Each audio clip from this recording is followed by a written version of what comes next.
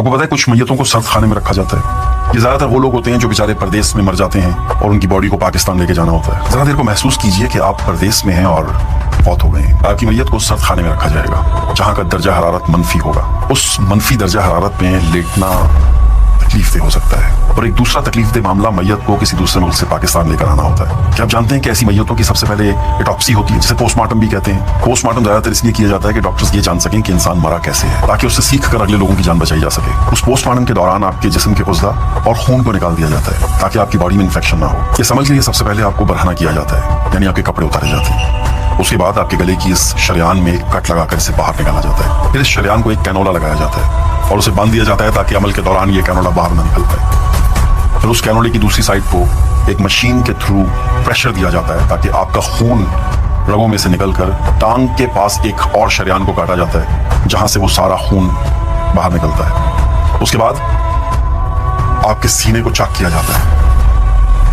आपका दिल, गुर्दे, फेफड़े, जो कुछ भी, वो सब बाहर निकाल लिया जाता है और उसकी जगह कुछ केमिकल्स डाल दिए जाते हैं ताकि आपकी बॉडी देर तक ठीक रहे, इसमें से बदबू ना आए।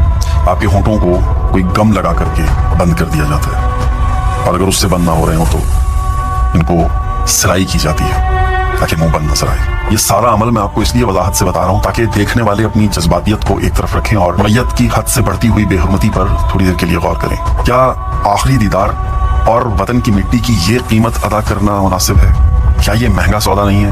आखिर हम अपने प्यारों को इतनी तकलीफ क्यों देते हैं? इसलिए कि फला आखिरी बार चेहरा देख ले, इसलिए कि लोग वाह करें कि जनाजा बहुत बड़ा था, इसलिए कि हमारी बेइज्जती ना हो कि जनाजे में बहुत थोड़े लोग थे। मैयत को इस तरह की तकलीफ देना क्या शरई जायज़ है? इस बात से आप इख्तिलाफ कर सकते हैं। कुछ लोगों का मानना यह है कि जब इंसान मर गया तो उसकी बॉडी को तकलीफ कैसे हो सकती है, रूह बाहर निकल गई। अच्छा, थोड़ी देर के लिए इस बात को मान भी लेते हैं कि बॉडी से रूह निकल जाने के बाद बॉडी को अब तकलीफ नहीं हो रही, वो एक मुर्दा जिस्म है, उसे काटें पीटें कुछ भी करें। लेकिन मिसाल के तौर पे अगर मैं मर जाता हूं तो मेरी रूह सामने है और मेरी बॉडी को ऐसे करके देखेगी और मेरी बॉडी को चाक लग रहा है, उसमें से चीजें निकल रही हैं, मेरी रूह देख रही है। वो ये नहीं सोचेगी कि यार क्या क्यों कर रहे हो, मैं इसमें रही हूँ इतना अरसा। ये एक ख्याली तस्वुर है, शायद ऐसा होता हो शायद ना होता हो, आपको पूरा हक है इख्तिलाफ करने का। बहुत सादा सी बात है। इंसान के चले जाने के बाद उसके जनाजे में इतनी ही देर होनी चाहिए है जितनी उसकी कब्र की खुदाई में और कफन दफन में होनी चाहिए।